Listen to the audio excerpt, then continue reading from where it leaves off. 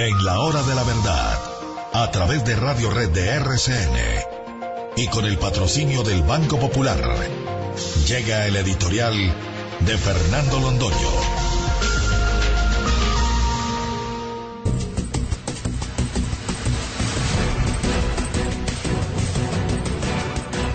Esperamos que sea verdad aquello de que nunca es demasiado tarde. Nunca es demasiado tarde para poner las cosas en su sitio en Colombia respecto a una tragedia que ha vivido el Poder Judicial, la sociedad colombiana, la política colombiana. Esa tragedia se llama el falso testimonio. Esa tragedia la iniciaron fiscales corruptos como el señor fiscal Iguarán y la encaminaron contra las personas más significativas de la sociedad colombiana para destrozarlas, para hacerle ver a la nación que todo lo que había en la política colombiana era corrupto y que todos los grandes agentes de la política colombiana eran unos sinvergüenzas y unos delincuentes. Y para eso no pararon mientes en los esfuerzos que hubiera que hacer los miembros de la Fiscalía, tanto los fiscales como los directores del CTI de la más ingrata recordación, y como las personas que estaban vinculadas a estos procesos investigativos. Había que conseguir falsos testigos. ¿Qué es un testigo, queridos oyentes? Les habla un profesor de la materia. Yo no soy un principiante en estos temas. Yo enseñé Derecho Probatorio en la Universidad Javeriana y me precio de que mi gran profesor, Luis Caro Escayón, dijera en alguna oportunidad que yo había sido el mejor de sus alumnos. Yo sé de qué hablo. El testimonio es una de las fuentes probatorias, pero entre ellas la más discutible, la más difícil de valorar, la más compleja. Para hacer lo que se llama la crítica del testimonio, no solamente hay que ser un buen jurista, hay que ser un agudo psicólogo, hay que ser un hombre valorador de todos los aspectos de la persona que rinde el testimonio y del hecho sobre el cual rinde el testimonio. Un testigo, un buen testigo, tiene que ser en primer lugar una excelente persona, pero una excelente persona en todo el sentido de la palabra, porque tiene que empezar por ser alguien que sea capaz de percibir los hechos sobre los cuales va a rendir testimonio, es decir, que tenga capacidad de percepción, capacidad en el alma y capacidad en los sentidos. Una excelente persona que no esté torcida por intereses, una excelente persona que tenga un pasado limpio, que merezca credibilidad. Lo primero que un testigo debe merecer es credibilidad. Un hombre corrupto, un hombre que se ha pasado la vida cometiendo delitos, o un hombre que tiene intereses particulares en lo que está diciendo, no puede ser un buen testigo. Y si repasamos la lista interminable de las personas que han sido sacrificados en este altar levantado para sacrificar víctimas humildes, entendemos que todos los testigos, todos, sin excepción, han sido unos grandísimos sinvergüenzas, unos grandísimos bellacos, unos delincuentes. Y unos delincuentes que no solamente lo han sido como tales, con una vida dedicada al crimen y al delito, es decir, por definición y por antonomasia, unas personas incapaces de rendir un testimonio que un juez probo vaya a reconocer como prueba en contra de quien está siendo sometido a juicio. Pues no solamente eso, sino que esos testimonios han sido comprados, han sido pagos, y han sido pagos con doble moneda. La Fiscalía General de la Nación se dedicó a pagarle dinero a esos vagamundos, a esos bellacos, a esos sinvergüenzas, para que dijeran lo que querían oír en contra de las víctimas de turno. Pero no solamente les pagaron con dinero, les pagaron con una moneda todavía más eficaz que el oro, con las rebajas de las penas. Venga y dígame lo que yo quiero que usted me diga sobre tal persona y le voy a rebajar la pena que usted tiene por los delitos innumerables que ha cometido. ¿No es eso corruptor de la figura del testimonio por definición y por antonomasia? ¿Y qué condición humana y qué calidad tienen para retransmitir un hecho, por ejemplo, un hecho fundamentalmente político?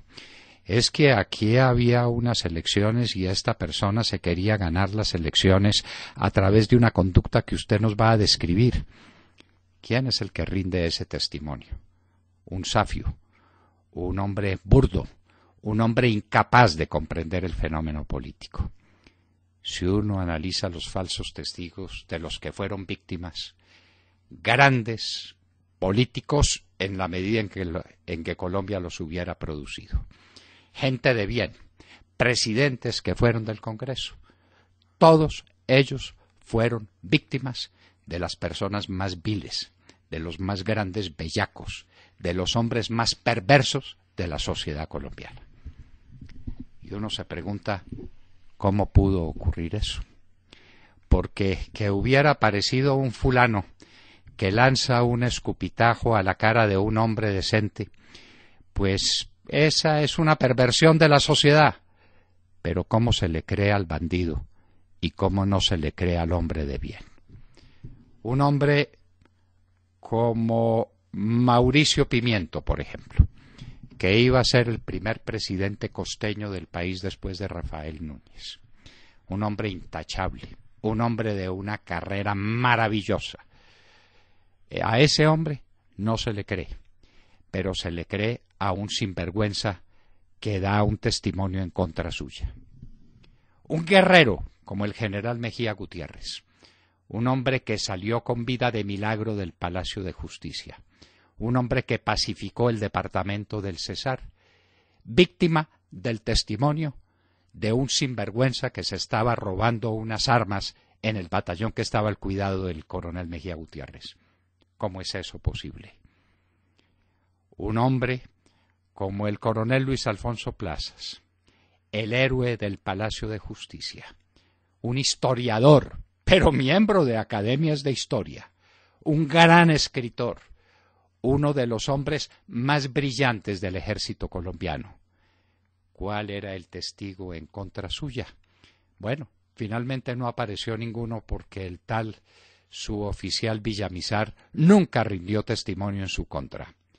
Pero se fueron a la cárcel de Cómbita a buscar un sinvergüenza que diera un testimonio contra el coronel Plazas.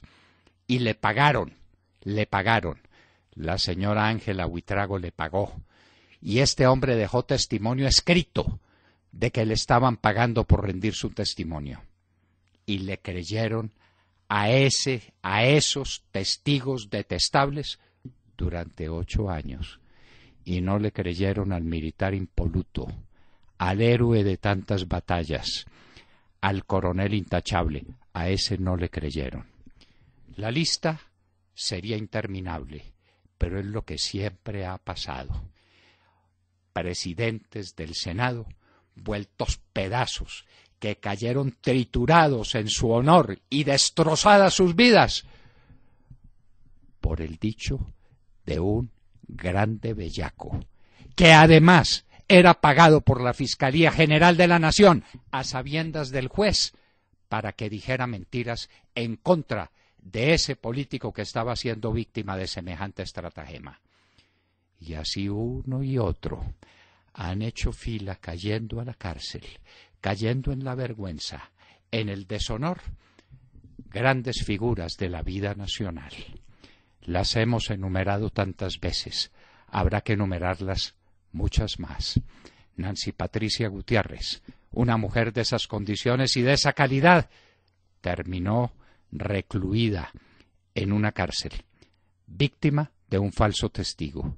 Carlos García Orjuela, Mario Uribe Escobar, el señor Pinedo Vidal, un hombre que no quiso hacer política en el departamento del Magdalena para no encontrarse con bandidos, terminó siendo víctima de un falso testigo. Y sigue la lista. Diego Palacio, el doctor Ramos Botero, que iba a ser presidente de la República, Luis Alfredo, víctima de un testigo que fue reconocido como falso por la justicia colombiana y que fue condenado por falso testimonio. ¿Es esto posible, señores? ¿Esta no es la perversión total del juicio? Quienes estaban rindiendo la declaración la rinden muy bien porque no son sino unos bellacos, unos mentirosos, unos asesinos, unos criminales. Pero ¿quién les da crédito? ¿Quién les da valor a semejantes testimonios? Eso ha sido la Fiscalía General de la Nación y los jueces de la República, empezando por los más altos. Nos está faltando hacerle un juicio a la Corte Suprema de Justicia, a la Sala Penal. Y no me refiero a la presente, a la Sala Penal, la del famoso doctor Yesid, el que se emborrachaba en las corralejas de Sincelejo, a ese sujeto y el que dejaba constancia de sus borracheras durante el carnaval de Barranquilla en la enoteca, en el sitio de diversión que era de propiedad de unos delincuentes. A esa Corte Suprema de Justicia le tiene que hacer un juicio el país, porque el país se tiene que sacudir de esta tragedia, de la tragedia de los falsos testigos. Y hay que poner las cosas en su nombre. Hay un libro maravilloso que tal vez le ponía punto final a todo lo que podía decirse sobre la crítica del testimonio, que lleva ese nombre, escrito por un jurista francés, François Gorff. Pues ahí está escrito cómo debe considerarse un testimonio para llegar a la conclusión de que quienes le dieron crédito a estos bandidos hicieron todo lo contrario de lo que la ciencia jurídica de años y de años ha dicho sobre la crítica del testimonio. Aquí los bandidos se convirtieron en los testigos de cargo y la gente inocente se convirtió en la víctima. Repito, los bandidos no hicieron otra cosa que lo que han hecho toda la vida: cometer crímenes, porque el falso testimonio es un crimen. Pero ¿quién les creyó? ¿Quién los elevó a la condición de testigos que merecían tanta credibilidad como para llevar a la cárcel a sus víctimas? Esos no fueron bandidos, fueron magistrados de las altas cortes, magistrados de los tribunales, jueces del conocimiento y miembros de la Fiscalía General de la Nación. Pongamos las cosas en orden. Ayer en el Senado de la República hubo un hecho histórico que, por supuesto, quedó oculto por los grandes medios de comunicación nacionales que están pagos al servicio de la criminalidad. Por eso no hablaron del debate de ayer y por eso ese debate se hubiera quedado en las sombras si no lo rescata la hora de la verdad. Un debate para la historia. Allá fueron varias de las víctimas de este crimen atroz, el crimen del falso testimonio, para que el país vuelva sobre una realidad asombrosa que lo está salpicando. Y hoy sale el ministro de Justicia a decir que va a impulsar una ley contra el falso testigo. Señor ministro, diga cualquier cosa, pero no haga el ridículo. Usted, a estas alturas de la vida, con un proyecto debajo del brazo contra los falsos testigos, cuando usted ha visto cómo desfilan hacia la cárcel, hacia el patíbulo, hombres impolutos, acusados por gente detestable, las alcantarillas tratando de afectar las más altas cifras de la vida colombiana. Esa ha sido nuestra historia y es el momento de la reflexión y de la reacción. Lo que ha ocurrido no es tolerable, pero tal vez, como dije al principio, tal vez no sea demasiado tarde.